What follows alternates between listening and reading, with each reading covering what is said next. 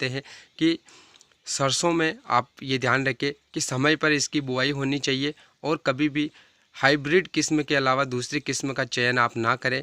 अगर आप कोई नोकल या कहीं से भी सरसों ला रहे हो, अगर वो हाइब्रिड किस्म नहीं है तो आपका बम्पर उत्पादन नहीं होगा। आज के ज़माने में अगर देखा जाए किसान भाइयों, तो हाइब्रिड किस्में जो किसान भाई लगा रहे हैं उनको सरसों का अच्छा उत्पादन मिल रहा है। तो अपने क्षेत्र में, अपने क्षेत्र के मौसम के अनुसार जो कोई भी किस्म आपके क्षेत्र में अच्छा उत्पादन देती हैं उस किस्म का चयन करें, लेकिन हाइब्रिड किस्म होनी चाहिए। इसके अलावा समय पर अगर बात करें तो 20 अक्टूबर तक बुआई करने का आप पूरी कोशिश करें कि 20 अक्टूबर तक आपके सरसों की बुआई कंप्लीट हो जाए। उसके बाद अगर आप लेट बुआई करते हो तो फिर सरसों के फूलों पर मोइले का अटैक हो जाता है, जिससे कि टहनियाँ ज़्यादा विकास नहीं कर पाती हैं और फूल और फलियों की कमी रह जाती है।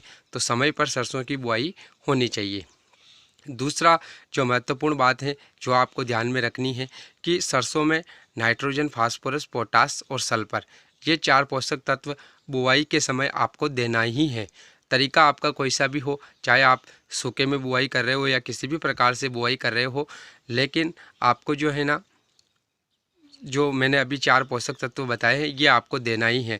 अब देने का क्या है कि देखिए, आप खेत की अंतिम जुताई के समय भी दे सकते हो, या सरसों को जब पहला पानी लगा रहे हो सूखे खेत में अगर आपने बुआई की है तो उस टाइम पर भी आप छिड़काव करके जो है अपनी सरसों को दे सकते हो। लेकिन देना ज़रूर है। प्रति एकड़ अगर आप डीएपी ला रहे हो या आप डीएपी के अंदर एमओपी मिला रहे हो या फिर आप एनपीके 12-32-16 ला रहे हो, तो 30 से 35 किलो तक आपको जो है प्रति एकड़ इसका उपयोग करना है अपनी फसल में अच्छी पैदावार के लिए।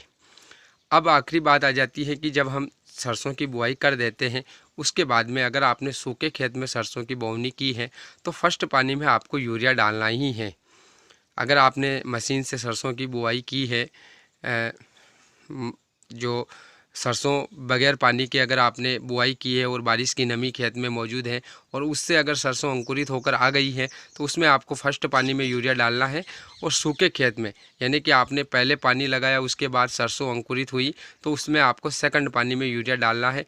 लेकिन यूरिया आप ध्यान रखें कि पुराना यूरिया आपको उपयोग में नहीं लाना है। जो बहुत सारे जो कट्टे होते हैं यूरिया के वो बच जाते हैं, उनको आपको गेहूं वगैरह में उपयोग करना है, लेकिन सरसों में उपयोग नहीं करना है।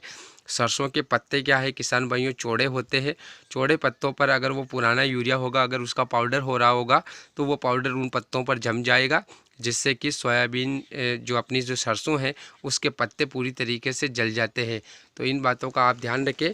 और सरसों की खेती अगर आप करने के लिए जा रहे हो तो ये 3 गलतियां आपसे नहीं होनी चाहिए, आपका बम्पर उत्पादन निकलेगा।